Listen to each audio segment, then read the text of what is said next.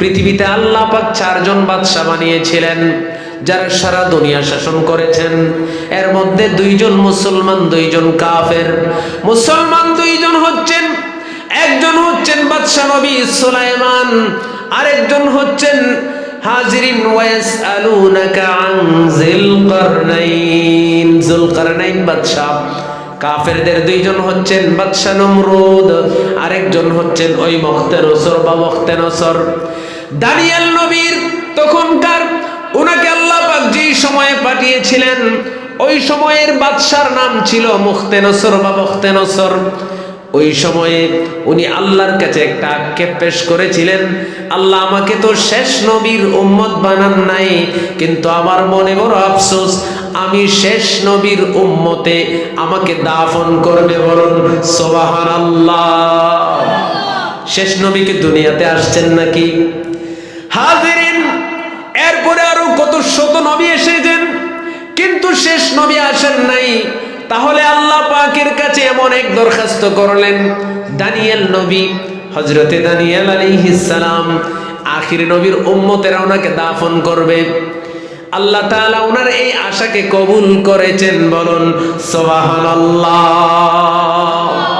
হাজিরিন, খলিফাতুল মুসলিমিন, ইসলামের দ্বিতীয় খলিফা হযরতে উমর ফারুক রাদিয়াল্লাহু তাআলা আনহুর সময়ে আবু মুসা আশআরীর নেতৃত্বে মুসলমানেরা যেই সময়ে ওই অঞ্চলটাকে বিজয় করলেন, আবু মুসা আশআরী রাদিয়াল্লাহু তাআলা আনহুর নেতৃত্বে একদল মানুষ দানিয়েল আলাইহি ওয়াসাল্লামের লাশ মুবারক আবিষ্কার করলেন। আল্লাহু আকবার বলবেন না?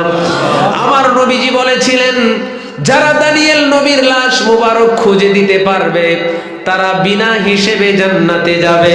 বড় করে বলুন সুবহানাল্লাহ। এই সন্ধানের আশায়, এই লোভের আশায় সাহাবায়ে কেরাম তখন থেকেই খুঁজতে লাগলেন দানিয়েল আলাইহি ওয়াসাল্লামকে কোথায় পাওয়া যায়, ওনার লাশ মোবারক কোথায়। পৃথিবীর বিভিন্ন বিখ্যাত মিউজিয়ামগুলো তারা খুঁজেন, কিন্তু আবু মুসা আশআরী রাদিয়াল্লাহু তাআলা আনহুর নেতৃত্বে তখনকার সময়ে তারা খুঁজে পেলেন, আবিষ্কার করলেন। হযরতে উমর ফারুক রাদিয়াল্লাহু তাআলা আনহুকে খবর দিলেন। উমরে ফারুক বললেন, এইটাকে দিনে দাফন করা যাবে না, যেহেতু নবীর লাশ মুবারক নিয়ে অনেক ফিতনা হতে পারে। ঠিক কিনা বলেন? মানুষেরা হুমড়ি খেয়ে পড়বে। কত শত হাজার বছর আগের নবীর লাশ মুবারক অক্ষত অবস্থায়। বলুন সুবহানাল্লাহ। আল্লাহ পাক সকল নবীদের লাশ মুবারক মাটিকে খাওয়া হারাম করে দিয়েছেন। হাজিরিন, মাটি কোনোদিন কোনো নবীজির লাশ মুবারকে স্পর্শ করবে না। কোন সাপ বিচ্ছু পোকামাকড় কোনো কিছুই লাশ মোবারকে স্পর্শ করবে না। এটা শুধু আমাদের নবী নয়, সকল নবী এবং রাসূলের। আজকে আমাদের সমাজে একদল ভাইয়েরা দেখা যায়, তারা বলেন রাসূল মরে গেছেন। নাউজুবিল্লাহ পড়বেন না? রাসূল কি হয়েছেন? মরে গেছেন।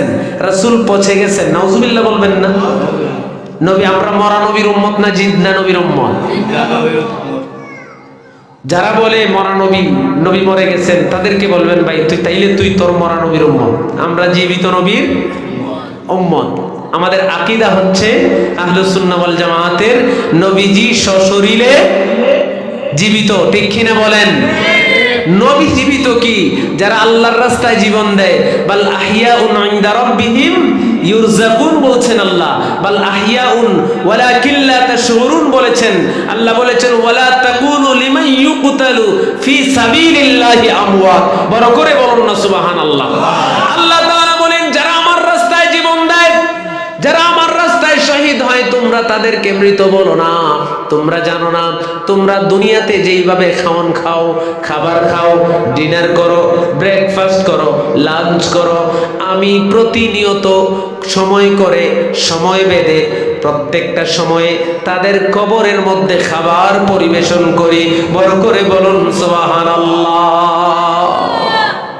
ও দুনিয়ার মানুষ, দানিয়েল নবী আল্লাহর কাছে যে আক্ষেপ করেছিলেন, হযরত উমর ফারুকের কাছে খবর আসলো। এটা আমার বানানো কোনো ঘটনা নয়, তাফসীর ইবনে কাসিরের মধ্যে এনেছেন। হাজিরিন, আল্লাহর নবী দানিয়েল লাশ মুবারক অজ্ঞত অবস্থায় যখন পেলেন, পাওয়ার পরে খলিফার কাছে খবর আসলো। খলিফা বললেন রাত্রিবেলা দাফন করতে হবে। রাত্রিতে চুপি চুপি দাফন করা হলো। বড় করে বলুন সুবহানাল্লাহ। দানিয়েল আলাইহিস সালাম নবীর উম্মত হতে পারেন নাই, কিন্তু ওই নবীর উম্মতেরা ওনার লাশ মুবারক দাফন করবে এই আক্ষেপ নিয়ে উনি ইন্তেকাল করেছেন। আল্লাহ ওনার আক্ষেপ কবুল করে। হাজিরিন, আল্লাহ তাআলা আপনি আমাকে এত বেশি নিয়ামত দিয়েছেন, এই নিয়ামতগুলোর শুকরিয়া আদায় যদি করেন, যদি না শুকরিয়া আদায় করেন আল্লাহ ধরবে কিনা বলেন? এই জন্য শুকরিয়া আদায় করবেন। আল্লাহর শুকরিয়া আদায় করে কিভাবে পাওয়া যায়? মূসা নবীর সময়ে আল্লাহর সঙ্গে মূসা কথা বলতেন। মূসা নবীর একটা উপাধি ছিল কালিমুল্লাহ, ঠিক কিনা বলেন? আল্লাহর সঙ্গে মূসা কথা বলতেন। ওই মূসা যখন তুর পাহাড়ে যেতেন, সিনাই উপত্যকায় গিয়ে একটা পাথরের আঁচখার মধ্যে আল্লাহর সঙ্গে কথোপকথন করতেন। উম্মতের দাবি দাবাগুলো নিয়ে যেতেন, উম্মতের প্রশ্নের উত্তর দেওয়ার জন্য আল্লাহর কাছে যেতেন। প্রতিদিনের ন্যায় যখন উনি যান অসংখ্য দাবি নিয়ে, হযরতে মূসা যখন বেরিয়ে পড়লেন, ওই সময় ওই জামানায় খুব বেশি খরার উপদ্রব ছিল। জমিনে কোনো বৃষ্টি নাই, অনাবৃষ্টির কারণে ফসলগুলা জ্বলে যায়, জমিন ফেটে চৌচির হয়ে গেছে। সকলেরই একটা দাবি, আল্লাহর নবী মূসা আল্লাহর কাছে যখন যাবেন আমার মাওলাকে বলবেন আল্লাহ কখন বৃষ্টি দিবেন। মূসা নবী চলে গেলেন তুর পাহাড়ে। যাওয়ার সময় প্রতিমধ্যে দেখলেন রাস্তার মধ্যখানে একটা হরিণী দাঁড়ানো। মূসা নবী দূর থেকে হরিণীকে দেখলেন, কাছে যায় হরিণী তো সরে না। মূসা নবী কাশি দিলেন। কাশি দেওয়ার কারণ হচ্ছে যদি কিনা হরিণটা সরে যায়, কিন্তু হরিণী তো নড়ে না। আর একটু সামনে গেলেন, মূসা নবীর সামনে হরিণী আসলো, এসে কথা বলছে, ও আল্লাহর নবী মূসা, আমি তো সরে যাওয়ার জন্য আসি নাই, আপনি আল্লাহর সঙ্গে কথা বলার জন্য যাচ্ছেন, উম্মতের দাবি দাবা নিয়ে যাচ্ছেন। আমাদের একটা দাবি আছে, আমাদের দাবি হচ্ছে আল্লাহ কখন বৃষ্টি দিবেন একটু জিজ্ঞেস করবেন। বলল কেন? বলে মানুষের পানির প্রয়োজন হয়, আমাদের কি প্রয়োজন নেই? এই পানির কারণে আমাদের সমাজের সব কিছু না খেয়ে আছে। প্রত্যেকটা প্রাণীর, অনেক প্রাণী মারা গেছে। আমাদের এই জঙ্গলের ভিতরে একটা জলাশয় ছিল, এই পুকুরটা শুকিয়ে গেছে। মা হরিণীর স্তনে দুধ নাই, বাচ্চাদেরকে খাওয়াতে পারে না। আল্লাহকে একটু জিজ্ঞাসা করবেন আমার মাওলা কখন বৃষ্টি দিবেন। আল্লাহর নবী মূসা সকলের সকল দাবি নিয়ে, গণমানুষের দাবি একটাই দাবি, বৃষ্টি কখন হবে। আল্লাহর নবী মূসা তুরে চড়ে গেলেন। তুর পাহাড়ে যাওয়ার পরে প্রত্যেক দিনের মতো আল্লাহর সঙ্গে যখন কথা বলা শুরু করবেন, আল্লাহ জিজ্ঞাসা করেন, ও মূসা কেন আসলা? বলে আল্লাহর দাবি তো আছে অনেক, কিন্তু গণমানুষের একটাই দাবি, শুধু মানুষের নয় বনের পশুদেরও দাবি, বৃষ্টি কখন হবে? আল্লাহ বললেন হবে। মূসা নবী বললেন আল্লাহ কিন্তু হবেটা কবে? একটু ডেটটা বলে দেন না। আল্লাহ বললেন হবে রে মূসা, হবে। আল্লাহর নবী মূসা আবার আল্লাহকে প্রশ্ন করেন, আল্লাহ হবেটা কবে একটু বলুন না।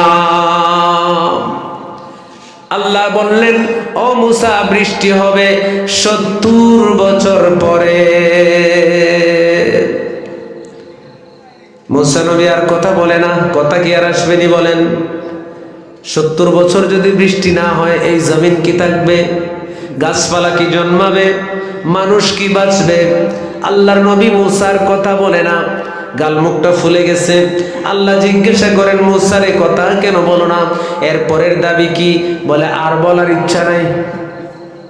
কি নাই? আর কি তা কথা কিছু বাইল বলি যাই গিয়া, আর কিচ্ছু বলতো না, আর কোনো দাবি নাই। বলে যেটা শুনাইছ আর দাবি বম মারলো আর ভিতর থেকে বের হবে না। আল্লাহ বললেন মূসা বলো না। বলে চলে যায় আল্লাহ। মূসা নবী চলে আসলেন, আর আসেন আর পড়েন আল্লাহ হরিণীকে যেন না পাই। কারণ হরিণী বলছিলেন, আপনি যতক্ষণ না তুর পাহাড় থেকে আসবেন আমি রাস্তা ছাড়ছি না, আপনার কাছ থেকে উত্তর পেয়ে আমি যাব, কারণ বনের সকল প্রাণীরা আমাকে প্রতিনিধি বানিয়ে আপনার কাছে পাঠিয়েছে। আল্লাহর নবী মূসা দাঁড়িয়ে তাকে ওই হরিণীর জন্য চিন্তা করলেন, যদি কিনা হরিণীকে পাই কি জবাব দেব, মানুষকে তো একটা বুঝ দেয়া যাবে, কিন্তু হরিণীকে যদি পাই কি বলবো, এই রাস্তাটা চেঞ্জ করতে হবে, রাস্তা চেঞ্জ করতে হবে। আল্লাহর নবী মূসা, আমি আপনাদের এখানে আজকে ওই দিকে ঢুকে গেছিলাম বুরহানপুরে দিয়া, ঢুকে এখন দেখছি রাস্তা আরো আসছে, গাড়ি টানা যায় না, বিশ্ব রোডে না ইয়া মূসা নবী কি করছেন, এইদিকে না গিয়া এই ফাতারে ফারি গেছে। হরিণ অপেক্ষা হইরা দেখে আল্লাহর নবী মূসা আসে না, হঠাৎ করে ওই রাস্তার দিকে নজর গেছে, বলে মূসা নবী দেখি রাস্তা দিয়ে যাবেন, ওই রাস্তা দিয়ে হরিণ দৌড় দিয়ে ওই রাস্তার মুখে গিয়ে দাঁড়াইছে। সুবহানাল্লাহ বলবেন না? ও আল্লাহর নবী মূসা, আপনি আমারে দেখে রাস্তা চেঞ্জ করছেন কেন? মূসা নবী বলে, হরিণী শোনো, আল্লাহ পাক এমন কথা বলেছেন আমি তোমাকে বলার মতো মুখ আমার নাই। বলে আল্লাহকে কি বলছেন বলেন না? আপনি কি আল্লাহকে বলেছিলেন বৃষ্টির কথা? আমাদের দাবি, মানুষের দাবি, পশু পাখি প্রাণী কীট পতঙ্গ সকলের দাবি হচ্ছে বৃষ্টি যখন হয় না অনেক প্রাণীরা মরে গেছে।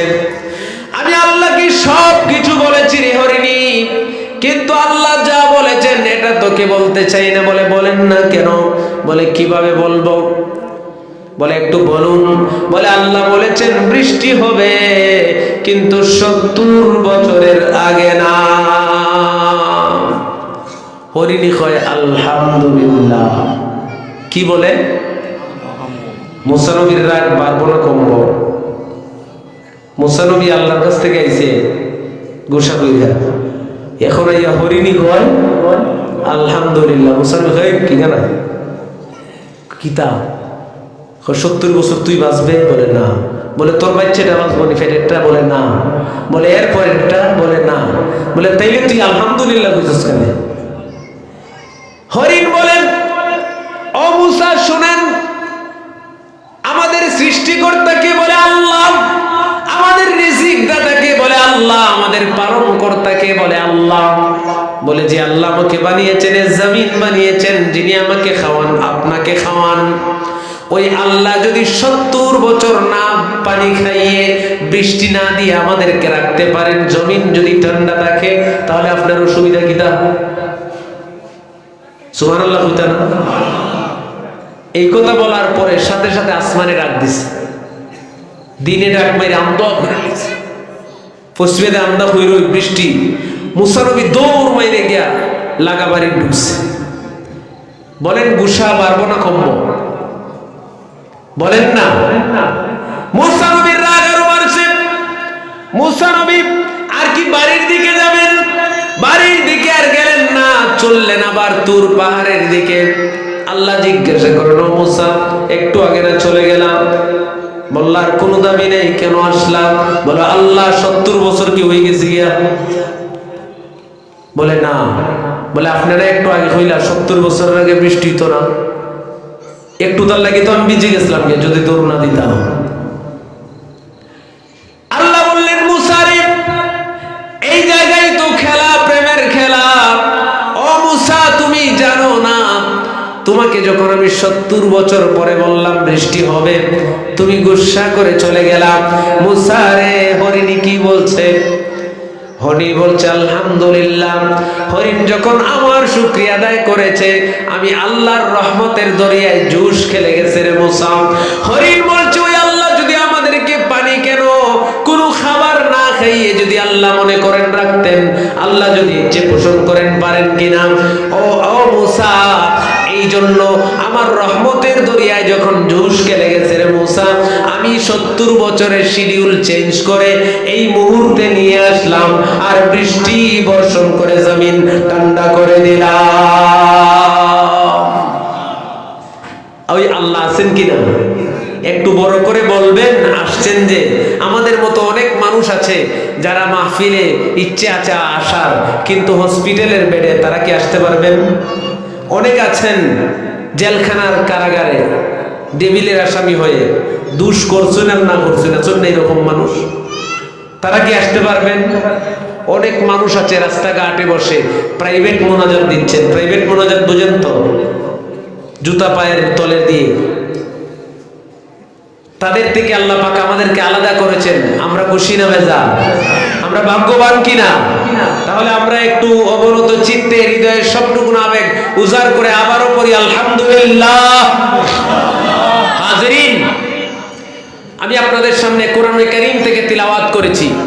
আল্লাহ তাআলা বলেছেন, ইয়া আইয়ুহাল্লাযীনা আমানু কুতিবা আলাইকুমুস সিয়াম কামা কুতিবা আলাল্লাযীনা মিন ক্বাবলিকুম লাআল্লাকুম তাত্তাকুন। আমার আল্লাহ বলেন, ইয়া আইয়ুহাল্লাযীনা আমানু, হে ঈমানদারেরা, হে বিশ্বাসীগণ। আল্লাহ তাআলা আমাদেরকে অত্যন্ত চমৎকার ভাষায় ডাকেন, ও বিশ্বাসীগণ শোনো, ইয়া আইয়ুহাল্লাযীনা আমানু কুতিবা আলাইকুমুস সিয়াম, আমি তোমাদের উপর রোজাকে ফরজ করেছি। কাকে ফরজ করেছি? আমি তোমাদের উপরে রোজাকে ফরজ করেছি। কামা কুতিবা আলাল্লাযীন, যেমনি ভাবে ফরজ করেছিলাম তোমাদের পূর্ববর্তীদের উপরে। তাহলে বোঝা যায় রোজা ছিল কিনা বলেন? রোজা ছিল, কিন্তু সিস্টেম ভিন্ন ছিল। আল্লাহ বলেন লাআল্লাকুম তাত্তাকুন, যেন তোমরা পরহেজগার হইতে পারো, তোমরা যেন তাকওয়াবান হইতে পারো। আপনি যদি মসজিদের হুজুরকে গিয়ে প্রশ্ন করেন, হুজুর তাকওয়া কি? উনি বলবেন, তাকওয়া কি কেজির দরে মাপা যায়, ধরা যায়, দেখা যায় না? না না, তাকওয়া দেখা যায় না, ধরা যায় না, কিন্তু অনুধাবন করা যায়।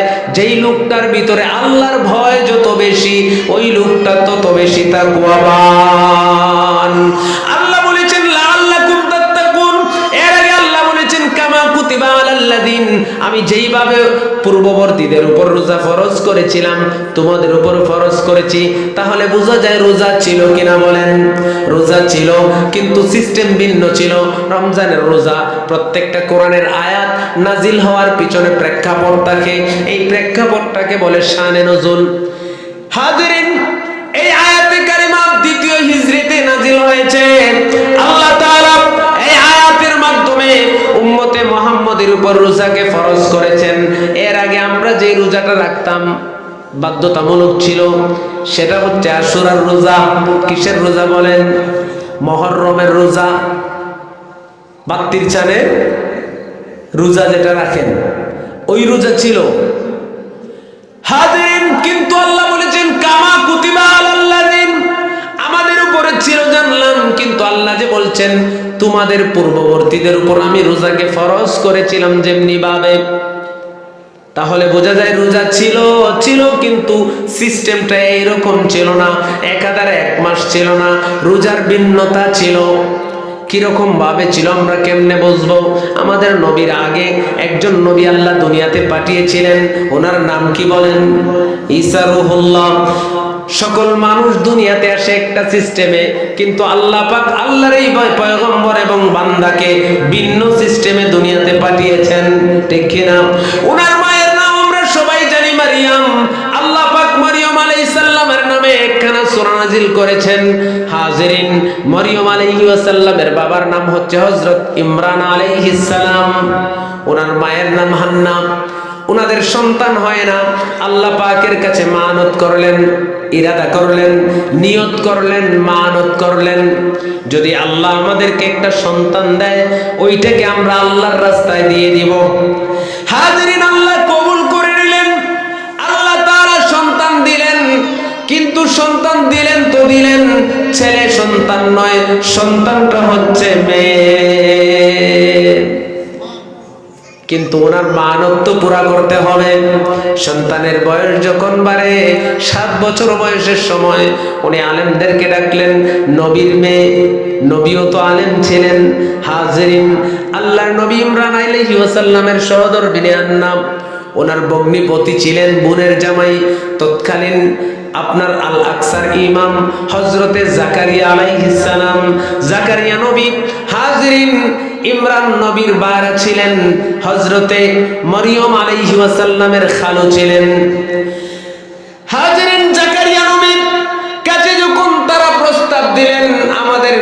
দিয়ে দিব।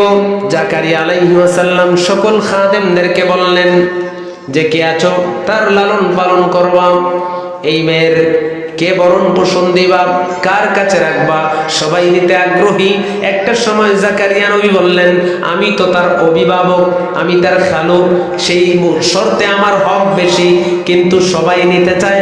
সবাই বলল আপনি কেন এখানে নিবেন, লটারি হবে, যার ভাগ্যে পড়বে সেই তার দায়ভার পাবে। বড় করে বলুন সুবহানাল্লাহ। এই কথা যখন বললেন সকলের মধ্যে লটারি দেয়া হলো। আল্লাহ পাক জাকারিয়া আলাইহিস সালাম যেটা টান দিলেন ওই টানের মধ্যে মরিয়ম আলাইহিস সালামের নাম আসলো। হাজিরিন যখন মরিয়মের নাম আসলো, মরিয়মকে লালিত পালিত করতে শুরু করে দিলেন। এক পর্যায়ে আস্তে দিন যায়, মাস যায়, বছর যায়, মরিয়ম বড় হচ্ছে। মেয়েদের একটা সমস্যা হয় 9, 10, 11 বছর বয়সের সময় ঋতুবর্তী হয় কিনা বলেন? হযরতে মরিয়ম যখন প্রথম ঋতুবর্তী হলেন, প্রথম ঋতুবর্তী হওয়ার পরে একটা জায়গাতে গিয়ে উনি পবিত্র হয়ে আসলেন। পবিত্র হয়ে যখন উনি ওনার ঘরে ফিরলেন, ঘরে ফেরার পরে উনি সতী সাধ্বী মহিলা, কোনোদিন কোনো পুরুষ তার শরীরে টাচ করে নাই। ওনার রুমের ভিতরে একটা সুদর্শন পুরুষ ঢুকলো, যুবক ঢুকছে, সুন্দর সুদর্শন যুবক ওনার দিকে আগায়, হাঁটে, হাত বাড়ায়। উনি বললেন ও যুবক, আল্লাহর দোহাই লাগে তোমার, তুমি আমার দিকে আসবা না? তুমি জানো না আমি হচ্ছি পবিত্রা রমণী, আমি হচ্ছি পবিত্রা নারী। সমাজ জানে আমি পবিত্র, আমার মাওলা জানে আমি পবিত্র, আমি নিজেও জানি আমি পবিত্র। তুমি আমাকে অপবিত্র করবা না, আমার সামনে আসবা না।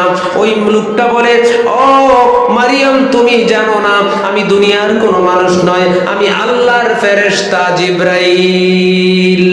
ও মরিয়ম, আল্লাহ তোমাকে কার সন্তান দিবেন, শুধু সন্তান নয়, উনি হবেন জামানার নবী। আল্লাহ তোমাকে সম্মানিত করতে চান। মরিয়ম হাসে, বলে আমার তো বিবাহ হয় নাই, আমার সন্তান আসবে কিভাবে? বিয়ে ছাড়া কি বাচ্চা হয়? হয় কিনা বলেন? হয়। বিয়ে ছাড়া তো জীবনে বাচ্চা হয় না। হাজরিন, মরিয়ম আলাইহিস সালাম বললেন বিয়ে ছাড়া কিভাবে বাচ্চা হবে? হযরত জিবরাইল আমিন বললেন আল্লাহ যদি ইচ্ছে করেন পারেন কিনা? আল্লাহ বলেন সূরা ইয়াসিনে, ইন্নামা আমরুহু ইযা আরাদা শাইআন আইয়াকুলা লাহু কুন ফায়াকুন। আমার আল্লাহ বলেন আল্লাহ যদি কোনো কিছু বানানোর ইচ্ছে পোষণ করেন, মেশিনের প্রয়োজন হয় না, ফ্যাক্টরি বানাতে হয় না, ড্রেস বানাতে হয় না, মজুরি দেয়া লাগে না, কর্মচারী লাগে না। আল্লাহ বলেন হয়ে যাও, সঙ্গে সঙ্গে ফায়াকুন হয়ে যায়। ও মরিয়ম, চিন্তা করিও না, আল্লাহ তোমাকে কেন সন্তান দিবেন, যেই সন্তান হবে জামানার নবী। তুমি একটু হা করো। মরিয়ম হা করলেন, হযরত জিবরাইল ফু দিলেন, উনি গর্ভবতী হয়ে গেলেন। উনি চিন্তা করতেছেন আমার তো সন্তান পেটে আসছে, আমার শরীরটা তো ভারী হয়ে যাচ্ছে। ও আল্লাহ, আমি মানুষের কাছে কি মুখ দেখাবো, কি জবাব দিব?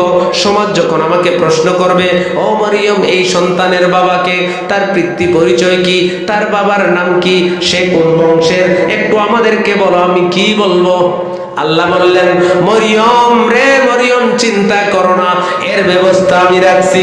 আল্লাহু আকবার বলেন না? মরিয়ম বললেন আমি কি জবাব দিব? মানুষ তো আমাকে ভালোবাসে, আমাকে পবিত্রা জানে, আমাকে সতী সাধ্বী জানে, আমি কি, আমাকে যখন মানুষ তহমত দিবে আমি কি বলবো?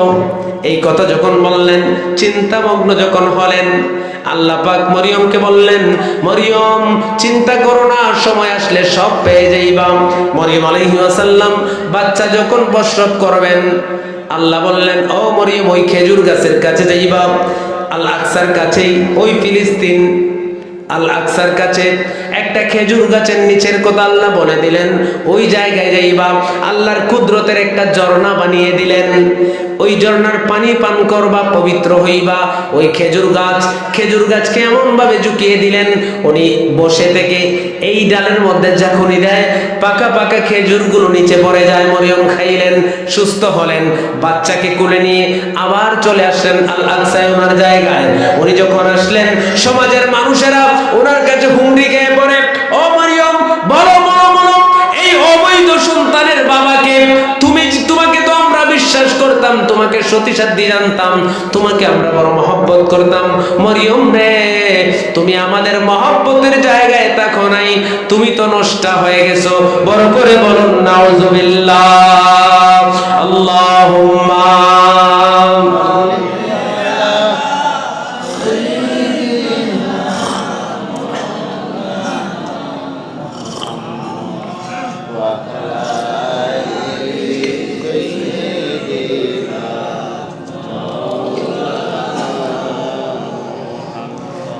ওই সমাজের মানুষেরা মরিয়মকে তহমত দেওয়া শুরু করলো।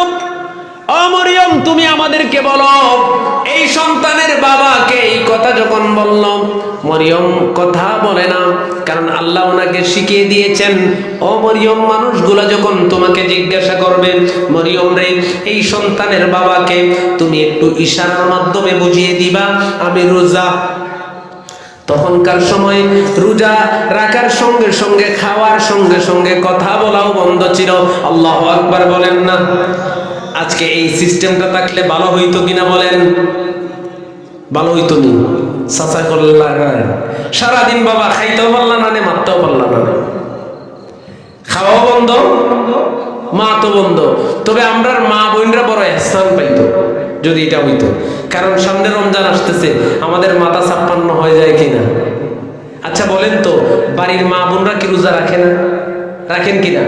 তারা রোজা রাখেন, ঘর সামলান, আপনার পরিবার সামলান, বাবা মাকে দেখে, আপনার সন্তান দেখে আপনার জন্য সেহরি রান্না করে ইফতার বানায়। আর সন্তান যদি 5 মিনিট কান্না করে, আপনি বলেন নেও, এটা খালি বেয়ে বেয়ে করে, থামে না, বলেন কিনা?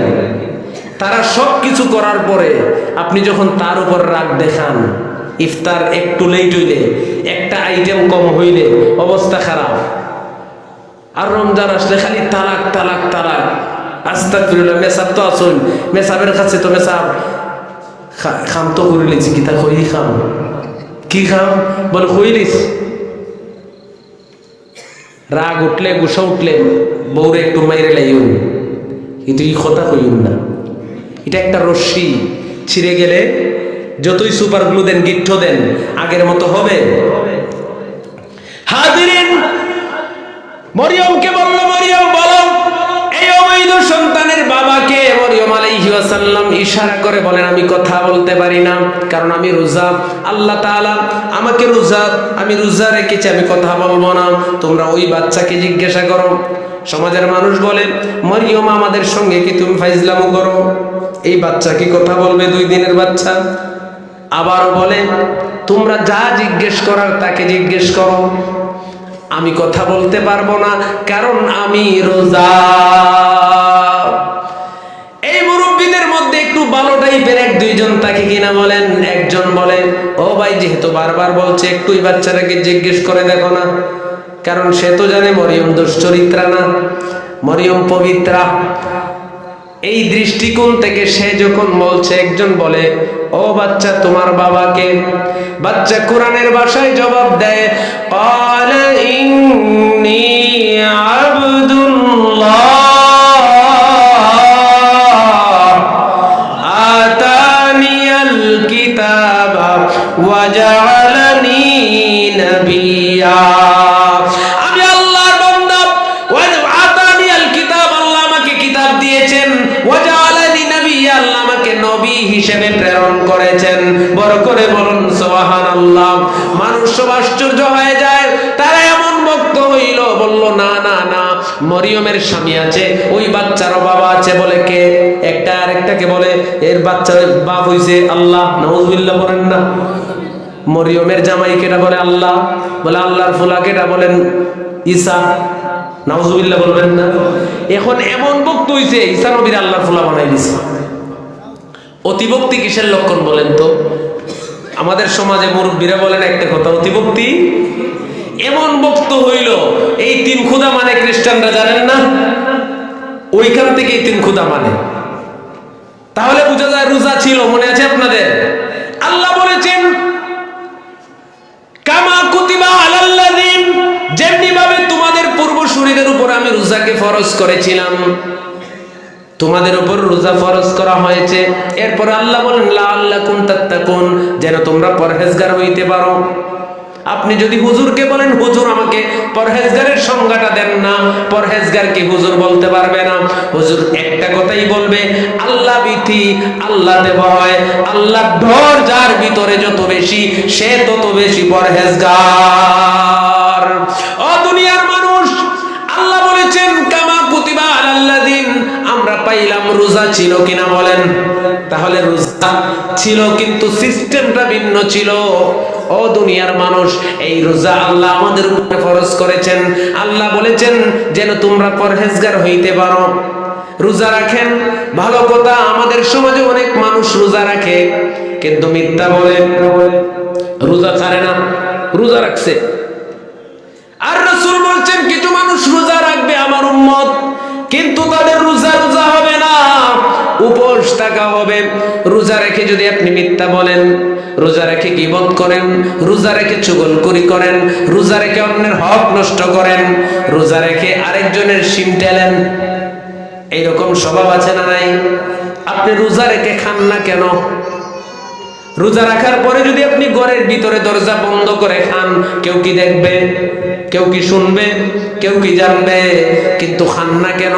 আমি অনেক মানুষ দেখেছি জীবন নামাজ পড়ে না কিন্তু রমজান আসলে রোজা ছাড়ে না। ও আমার ভাই, এত ইয়াকিন তোমার, কারণ রোজা রেখে তুমি যদি পুকুরে গিয়ে গোসল করতে গিয়ে ডুব দিয়ে একটা পানি খেয়ে ফেলো, কেউ তো দেখবে না। ঘরের ভিতরে যদি দরজা বন্ধ করে খাও, কেউ তো জানবে না। কিন্তু তোমার ভিতরে একটা বিশ্বাস, একটা ইয়াকিন আছে, কেউ দেখবে না, দেখবেন কে?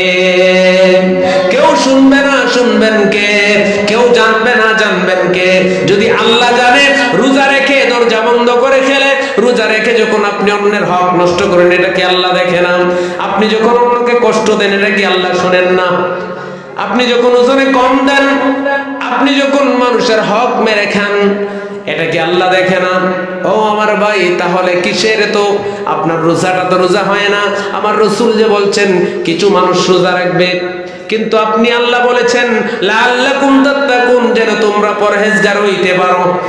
আপনি তো একটা মানলেন আর একটাও তো মানলেন না, শুধুমাত্র না খেয়ে আছেন। রাসূল বলছেন এটা রোজা না, এটা উপোস থাকা হয়। কি হয়? উপোস থাকা হয়। তাহলে রোজার সাথে সাথে কি করতে হবে? সামনে রমজান আসতেছে না? আসতেছে কিনা? নিসফে শাবান সামনে, এটাকে হাদিসের লাইলাতুর রাহমা বলা হয়েছে, লাইলাতুল বারাকা বলা হয়েছে, রহমতের রাত্রি, বরকতের রাত্রি। লাইলাতুন নিসফে মিন শাবান বলা হয়েছে। রাসূলুল্লাহ দোয়া করতেন, আল্লাহুম্মা বারিক লানা ফি রাজব ওয়া শাবান ওয়া বাল্লিগনা রমাদান। ও দুনিয়ার মানুষ, শোনো শোনো শোনো, রমজান আসতেছে, আমাদের প্রস্তুতি নেওয়া দরকার আছে না নাই? আপনি প্রস্তুতি নেবেন, প্রস্তুতি নেবেন তো বলেন নেবেন কোন দিন? মরলে পরে নাকি? সাহাবায়ে কেরাম রমজান পাইছে কয়টা দেখেন?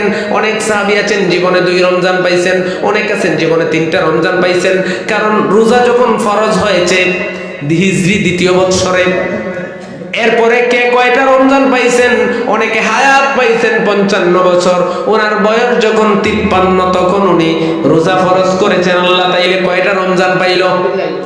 অনেকের 60 বছর হায়াত পাইছেন কিন্তু ওনার বয়স যখন 55 তখন রোজা ফরজ হয়েছে, উনি কয়টা পাইছে? কেউ 5টা, 3টা, 2টা, 4টা রমজান পাইছে। আপনি যদি সাহাবীদের জীবনীটা দেখেন, দেখবেন তারা সোনার মানুষ হয়ে গেছে। এই রমজানগুলোকে তারা এমন ভাবে কাজে লাগিয়েছেন, এক একটা রমজানের বিনিময়ে তারা দুনিয়ার জমিনে 1000 বছরের চাইতে বেশি ইবাদত করেছেন। আল্লাহ পাক একটা রাত্রি রাখছেন কিনা বলেন? ইন্না আনজালনাহু ফি লাইলাতুল কদর, লাইলাতুল কদরি খায়রুম মিন আলফি শাহর। এমন এক রাত্রি, আলফি শাহর। আল্লাহই বলেন ওয়া মা আদরাকা মা লাইলাতুল কদর, এই কদরটা কি তুমি জানো? আল্লাহ বলছেন আমার এই রাত্রিটা হচ্ছে এমন এক রাত্রি, একটা রাত্রি 1000 মাসের চাইতে উত্তম। এই রাত্রি আছে না নাই? সামনে আছে না নাই? সামনে নিসফে শাবান আছে না নাই? তাহলে প্রস্তুতি কখন নেবেন? সাহাবায়ে কেরাম এত প্রস্তুতি নিয়েছেন। এই জন্য আমার রাসূল সাহাবীদেরকে কি বলেছেন? as-sahabikan nujum biaidihum ihtadaitum। আল্লাহ বলেছেন রাদিয়াল্লাহু আনহুম ওয়া রাদু আন। আমার সাহাবায়ে কেরাম আকাশের তারকার ন্যায়। আল্লাহ বলে, রাসূল বলছেন as-sahabikan nujum biaidihum ihtadaitum। তোমরা যে কোনো একজনকে যদি অনুসরণ করো, ইক্তাদা করো, ইহতাদাইতুম, হেদায়েত পেয়ে যাইবা। বড় করে বলুন সুবহানাল্লাহ। শুধু তাই নয়, আল্লাহ বলছেন রাদিয়াল্লাহু আনহুম ওয়া রাদু আন। আল্লাহ বলেন আমি তাদের উপরে রাজি এবং খুশি, তারাও আমার উপর রাজি এবং খুশি। ও দুনিয়ার মানুষ, আল্লাহ পাক আপনাকে রমজান দিয়েছেন, আল্লাহর রাসূল দোয়া শিখিয়েছেন ওয়া বাল্লিগনা রমাদান, আমাদেরকে রমজান পর্যন্ত পৌঁছে দেন আল্লাহ। আল্লাহ তাআলা এই দোয়াটা যদি কবুল করেন, রমজান যদি পান, প্রস্তুতি আর কখন নেবেন? রমজানে দুনিয়াবি কাজ একটু কমিয়ে দেন, শিডিউল করেন সময়টাকে। বিশেষ করে তাহাজ্জুদ পড়তে খুব ইজি রমজানে, ঠিক কিনা? বিবি যখন রান্না করেন বলবেন আমাকে 10 মিনিট আগে ডাক দিয়ে দিও। 10 মিনিট আগে যদি উঠে যান, অজুটা করে 2 4 6 রাকাত পড়া যায় না তাহাজ্জুদ? আল্লাহ বলছেন ইয়া আইয়ুহাল্লাযীনা আমানুস্তাঈনু বিস-সাবরি ওয়াস-সালাহ। বান্দা নামাজ পড়ে পড়ে নামাজের মাধ্যমে আমি আল্লাহর কাছে চাও। রাসূলকে বলা হয়েছে ইয়া রাসূলুল্লাহ কোন সময়ের দোয়া কবুল হয়? রাসূল বলছেন দুবুরুস সালাহ। হাজিরিন, রাসূল বলেছেন দুবুরুস সালাতিল মাকতুবা, ফরজ নামাজের পরের দোয়া, আর জাওফুল লাইল, রাত্রির শেষ ভাগের দোয়া, তাহাজ্জুদের দোয়া।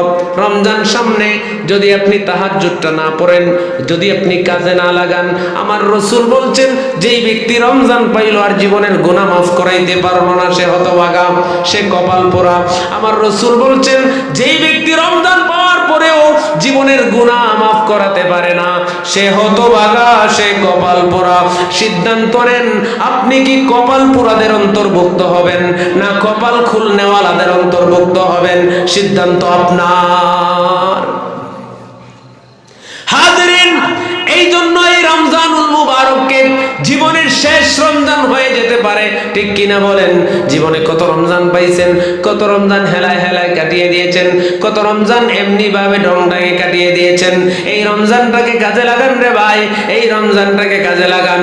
আমার রাসূলের হাদিস যদি সত্যি হয়ে যায়, তাহলে তো আপনি আমি কপাল পোড়া হয়ে যাব।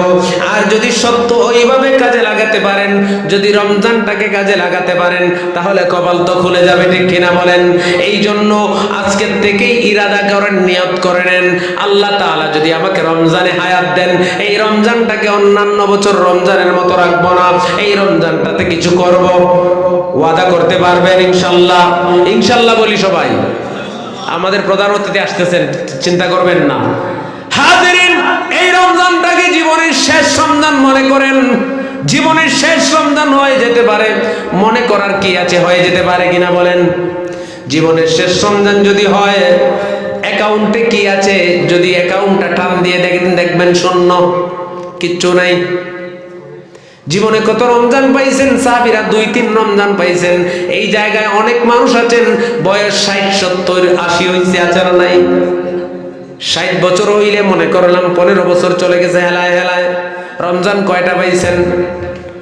60টা থেকে 15 বাদ দিলে 45টা। এই 45 রমজানে কি করছেন? সাহাবী তো 1-2 রমজান পেয়ে জীবনটাকে সোনার জীবন বানিয়ে দিয়েছেন। আমার রাসূল বলছেন খায়রুল কুরুন সুম্মাল্লাযীনা ইয়ানুনাহুম সুম্মাল্লাযীনা ইয়ানুনাহুম, আমার উম্মতের মধ্যে সবচেয়ে সেরা এবং শ্রেষ্ঠ হচ্ছে আমার সময়ের মুসলমান। খায়রুল কুরুন বলছেন রাসূল। আপনি জীবনটাকে তো হেলায় হেলায় কাটিয়ে দিলেন, এত রমজান পাইছেন। আল্লাহ যদি বলেন কি করছো, ও বান্দা কি করছো এতদিন,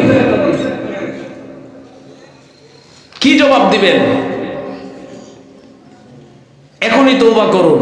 এই যে ভাগ্য রজনী যেটা সামনে আছে, লাইলাতুল বারাকা বলেন, লাইলাতুর রাহমা বলেন, যেটাই বলেন, আর ভাগ্যের রাত্রি বলেন, যেই রাত্রিটা আগামী 1 বছর নির্ধারণ হবে। আপনি কোন দলের? আপনি কোন দলের? এই জন্য সিদ্ধান্ত আপনার। এই রমজানটাকে কাজে লাগাবেন তো? আল্লাহ বলেছেন লাআল্লাকুম তাত্তাকুন, যেন তোমরা পরহেজগার হইতে পারো।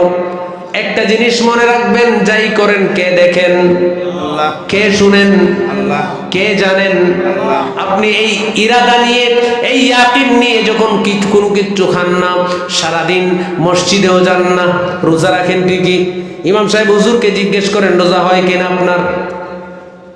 হাদিসের ভাষায় তো হয় না। রাসূল বলছেন উপাস থাকা হয়। রোজা রাখছেন, নামাজে গেছেন না। রোজা রাখছেন, মিথ্যা বলছেন। রোজা রাখছেন, গীবত করছেন। রোজা রাখছেন, অন্যের হক নষ্ট করছেন। রোজা রাখছেন, ওজনে কম দিছেন। রোজা ঠিকই খান নাই, কিন্তু এটা তো রোজা না। রাসূল কইছেন এটা কিটা? উপোস থাকা।